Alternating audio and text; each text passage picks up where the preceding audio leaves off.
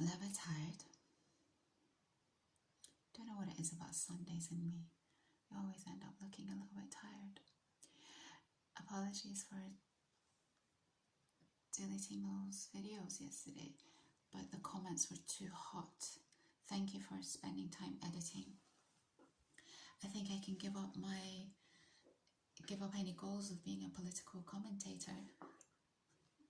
I'll end up deleting all the videos. After I did those videos though, I thought, this is far more interesting than what I put out usually. There's a lot of things I would like to talk about and I just don't. Should I be more brave? Should I? So I've been thinking about I've been trying to do this video about last year for quite a while. By the way, I was very impressed with your knowledge, your plural. A lot of people don't know what's going on in the world, so it's really interesting to me. I admire it when people do, being able to connect the dots. It's it's admirable. So I've tried to make this video about last year because I like conclusions. I like tying things up. And I said that I would talk about it at some point. Not happy with the light today. I did say that I would talk about it at some point, and I haven't been able to. I don't know how to talk about this without giving the whole story, and I'm not able to do that. But giving the partial story just feels very bare bones, and you won't be able to make sense of it. So try, but this will be all over the place. I can feel it. I was listening to Jimmy Carr a few days ago, and Jimmy Carr is one of these people I find really intelligent. I like his comedy, and whenever I listen to him on Diary of a CEO, I feel like he drops so many fantastic lines. He said something in the most recent Diary of a CEO that I thought was so true, and I've never really been able to verbalize. He said self-esteem is based on character, not on reputation. Fantastic. I agree. Reputation is how you think other people perceive you. Character is based on your own values and how you define yourself and the laws that you live by. And then I was thinking about that line in Pulp Fiction where Jules says, the path that God, I pulled it up. I wanted to play you the video, but there's a lot of violence. So, the path of the righteous man is beset on all sides by the iniquities of the selfish and the tyranny of evil men. Just this word, the righteous man and the selfish. People underestimate me, and they don't know, because I don't talk about it. I don't show. It comes to people late.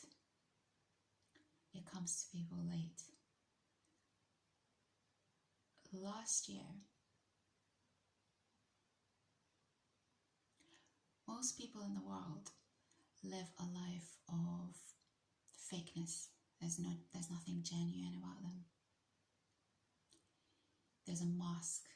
There's no naturalness. There's nothing. They're not who they say they are, or who they present themselves to be. I've always found that challenging.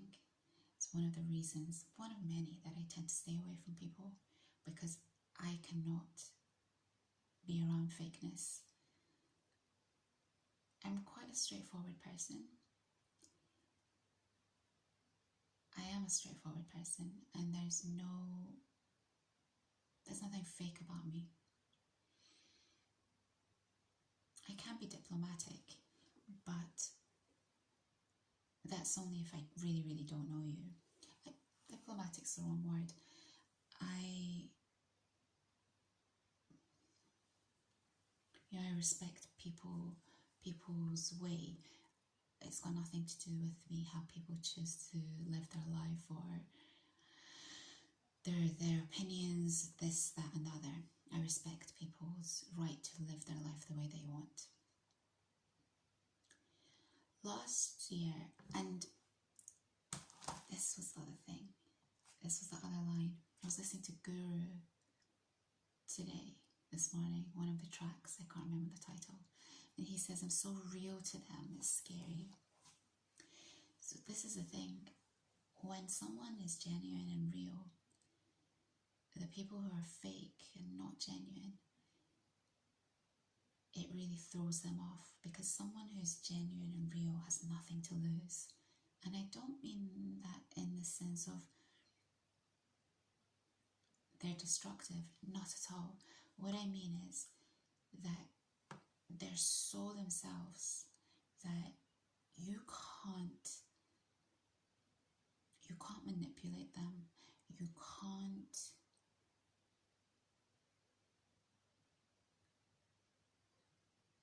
they don't care about things that fake people care about. For example, I don't care about reputation. I care about being true to myself, and I care about respect. That's it. Reputation has nothing to do with me. It's an external concept that is really kind of put on you by people who are not real and not genuine. So I had to deal with this person last year who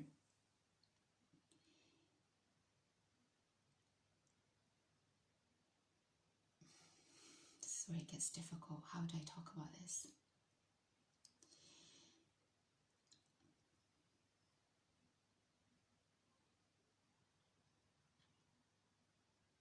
This person comes from an old money background, and he comes from a very, very English family. And by very, very English, I don't use that in a derogatory way. I just mean like an old English family. And he is one of these people who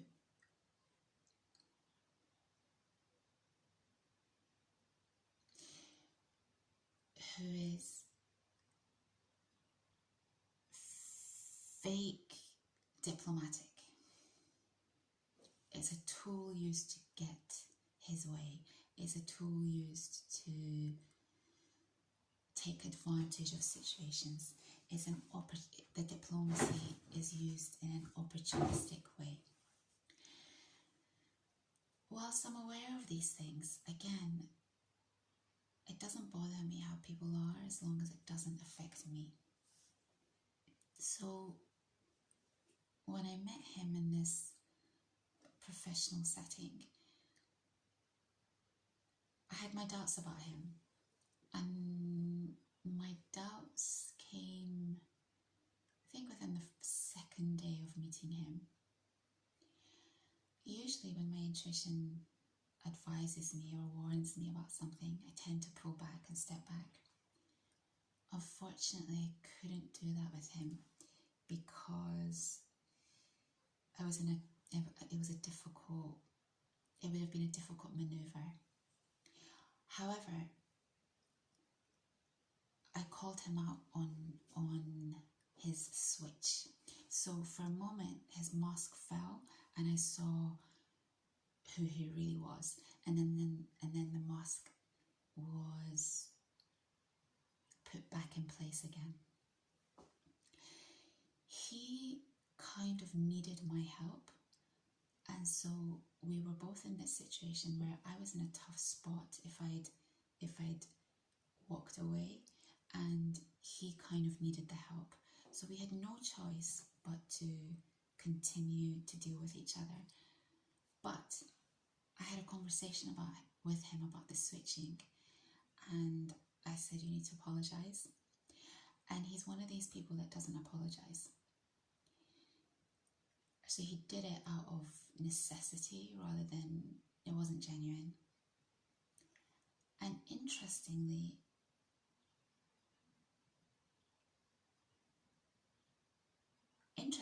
I ended up really liking him. He was in a really, really difficult personal situation, and my remit was not to get involved with that side. It was related to something else. but I helped him on the personal side because I could. And I feel that for me, if I can help someone, I always try to. So in the 2 weeks that we were in face-to-face communication, 2 or 3 weeks, I built this guy up on the personal side to be able to achieve the goals that we needed to. And he was like a completely different person. His posture was not great when we met, and his posture changed. His confidence improved. I mean, this guy was like, he became a completely different person. What's that whole thing about hostage? What's that expression? Hostage love syndrome. What's the difference? Stockholm syndrome. What is Stockholm syndrome? Stockholm syndrome describes the psychological condition of a victim who identifies with and empathizes with their captor or abuser and their goals. Stockholm syndrome is rare. According to one study, the condition occurs in about 8% of hostage victims. I can't say that I was a victim or a hostage, but I can say that it had a similar kind of feeling to that.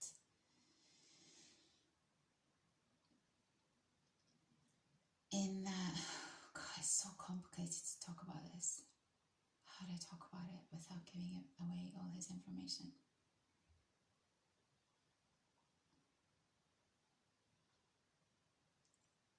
I just don't know.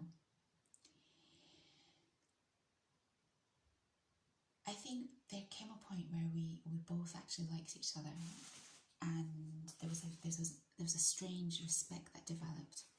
I respected the way that he was able to how I don't get deleted. He was able to be vulnerable but completely in control. I don't think I've ever seen anything like this, where a man has been able to be completely vulnerable, but I never felt like he was a sap, or he was pathetic, or he was just in control. And I think it's a huge skill to be able to do that, to show your vulnerabilities and yet be completely in control at the same time. So at my end, there was admiration for him for that, and from his end, I think I realized later that he really liked how straightforward I was. He had never been, apart from in his personal life, he had never had a woman talk to him in the way that I talk to him, particularly because of the background that he comes from. There's a kind of power in his world just because of the old money background that he comes from. And so just because of his family name and what they own and who they are, there's a kind of automatic respect for them. I don't deal with people like that. I respect people of character and good values. I don't care where you come from. I don't care what your family name is. I don't care what you have, what you don't have. I'm looking at you and judging you based on how you conduct yourself and how you treat me. And I think that was a real shock to him. I think he expected me to minimize myself just because of who he was, and I literally couldn't give a toot. So in that sense, I think he respected me for that as well, but also I think he respected me because I was able to develop him in a way that no one else had. He was too hot to handle. There were difficulties with his family because they didn't approve of some things that had happened. The people around him did not approve of things that were going on. Usually, I wouldn't even touch or go near a situation like that. But because it was a professional kind of situation, there was no fear of getting involved. I think my mistake though was that I helped him, I overhelped him. And sometimes when you overhelp people, they see that as a sign of weakness. They don't see that as you being a good and decent person. And that's their issue. It's not yours. It's not my issue. They don't, if someone were to help me, I would be so grateful, because I know the time it takes to help. I know the energy it takes to help. But people like him, because they're not helpful, because they don't go out of their way to do things for other people, they can't see it like that. So they see it as a sign of weakness. So by the end, he'd got a little bit cocky. He'd gone back to who he used to be. And certain things were happening that I didn't approve of. And I didn't like how he was treating me. So I pulled him up on it. And in a 3-week period, I pulled this guy up. And then I think in a period of a few hours, I pulled him back down. And you might think that that's harsh. Perhaps it was. But you can't take advantage of my good nature. This is what I mean by people underestimate me. I'm kind, but I'm not nice. There's a difference. There's a difference. I can be nice, but I'm less nice than I used to be in the past. My kindness is intact, but I don't do niceties in the same way that I used to. So I pulled him apart in those few hours, and I knew that it would cost me. I knew that I would lose. I knew that it would affect me financially. I knew that it would affect my being able to deal with a certain group of people because of the backing that he had. I knew that things were going to implode. But my character, my values, and my self-respect is far more important to me than reputation. I don't play the game. I have no interest in playing the game. Do I know how to play the game? I'm not sure. I just don't play the game. But in life, there's a cost to that. And the cost to that is that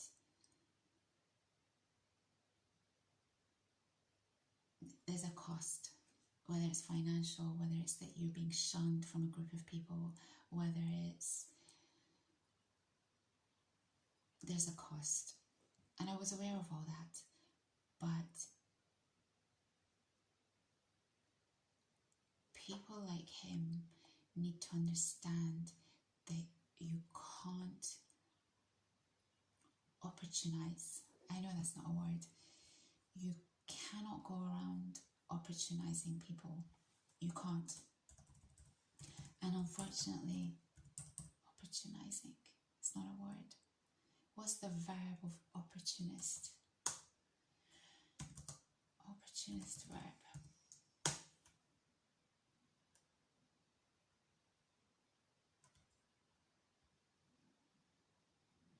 Is none. I can't find it. So let's create a new word. I do that a lot. You cannot go around opportunizing people, particularly when I find it incredibly offensive when he comes from a gilded life.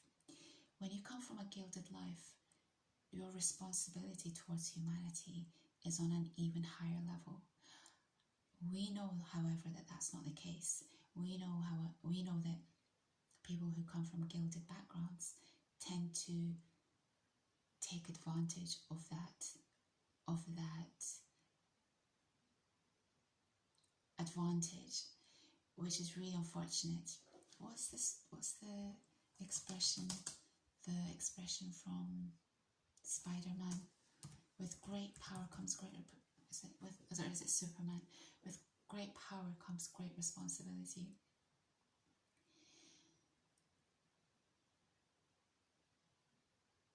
What was I trying to say? It was a really good, important point.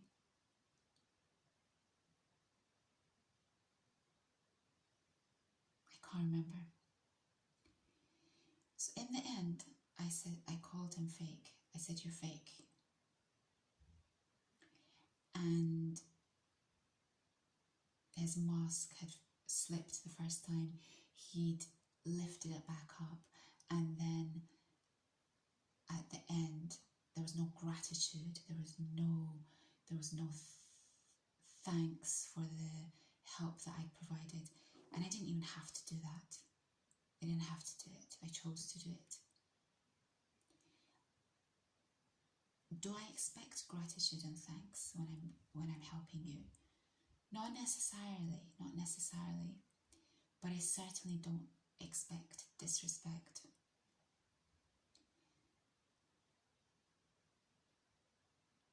So I cut the communication with him. As you know, I had to unfortunately go back and ask him a question, but he lied to me. I found out later that he lied to me. This is a part that I didn't mention to you later. He lied to me. And yes, the connection with his party completely imploded because he has a personal family connection with them. And one other thing about men, I'll say this about men, as much as I admire men, and I've always felt it's easier to communicate with men, and I admire their strength. One of the not great qualities about men is that there's a weakness in standing up for the right thing. So when there are a bunch of men and one of them has done something wrong, I've found that in my experience, they tend not to stick up for me. They don't do the right thing because they're worried about breaking this male relationship. And I find that a very weak quality in men, and it's always been, if I notice it in a man, it's a real turn off for me. Being principled is really, really important to me, and if I notice that you're not principled, the respect automatically goes. I don't really have time for you. So the connection ended. I suffered as a consequence of pulling him up. He wasn't expecting it, and I didn't hold back. And I think he felt bitter that I'd lifted him up, and then I undid all my hard work. I'm not, what's the word? In Farsi we say lajbaz. I've told you this word before in one of my previous videos. I'm not a lajbaz person. I'm not a spiteful person. And I'm not a spiteful synonym.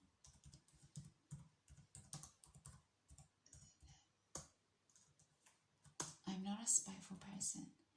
And I'm not ill-natured. I'm not vindictive. I can walk away easily if my integrity is intact. But this situation called for it because he's the type of person, not vindictiveness. This situation called for him being pulled up on his bad behavior because he's the type of person who will continue carrying on this behavior if he's not pulled up. So I think what happens with these type of people is that they've been sheltered in life by their connections, their family name, where they come from. And as a result, they think that the world owes them. It doesn't. Not in my world anyway. They haven't been brought up with principle. They've been brought up with privilege. Now, when I use that word privilege,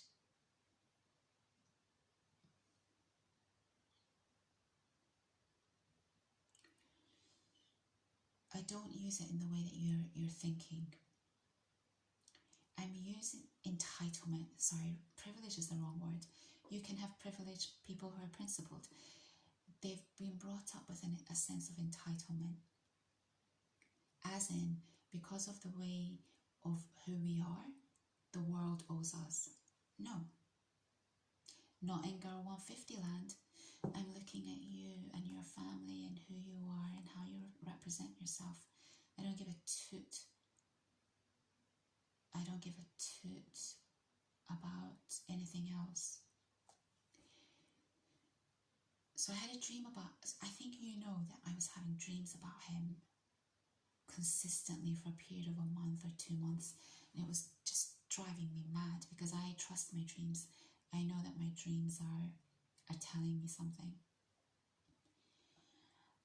I was able to resolve that, I think because of my Instagram channel.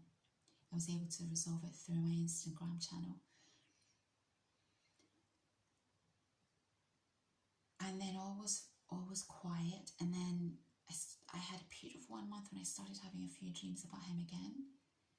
Stopped. And then about a month ago, maybe 3 weeks ago, I had another dream about him. In the dream, he was crying and he hugged me.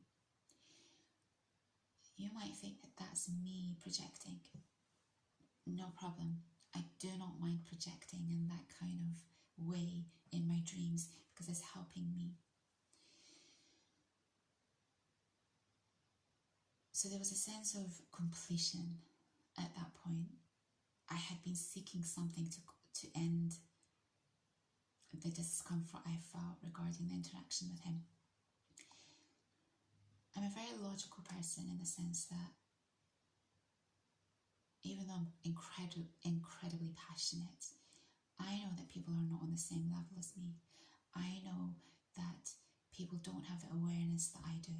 I know that people weren't raised in the way that I was. I know that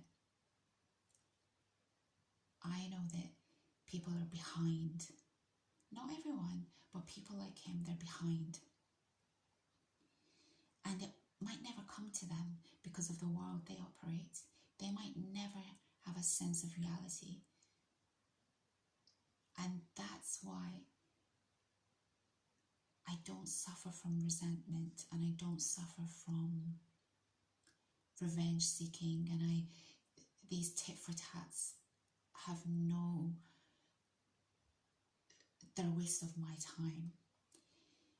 I was angry with myself because he'd switched on me on the second day that we'd met him. His mask had fallen and I really should have walked away then. In some ways, I'm proud of myself for not walking away, because what ended up happening was that I really understood. I was so proud of how unafraid I was of him. I was so proud that I was able to stand up for myself. I was so proud that I was able to stand up for the right thing. So in that regard, I feel that it was a very important time. But there was an anger. Maybe the anger in myself was that at the end I should have played the game in the way that he was fake. I could have played the game in that fake way, but it's just not who I am. Does it keep costing me in life? Yes it does. But can I look in the mirror and have a sense of love for myself and a deep sense of regard? Yes, no one can take that away from me. It's very, very important, and I nurture that, and I am proud of that, and I care about myself deeply. So I think there was I'm not sure that it could have been dealt with better unless I minimized doing the right thing. This still is not a perfect recollection. That's not the right word. This is not a perfect breakdown of what really happened, because in order for me to tell you all the ins and outs of it, I would have to tell you the full story, but I can't do that.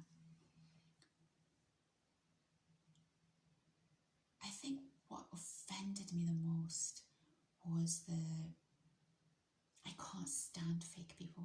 They think that I can't see it. They think that I'm so stupid that I can't, because other people would just be manipulated by it. But it's like you're looking me in the face and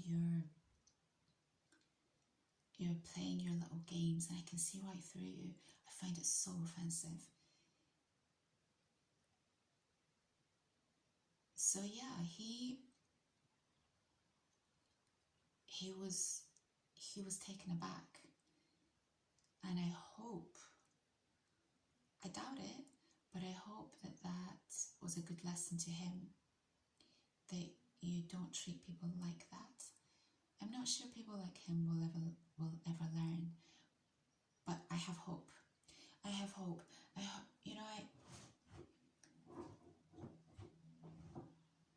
Yeah,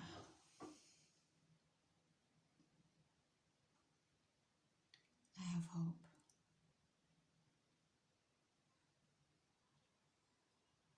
If I can try and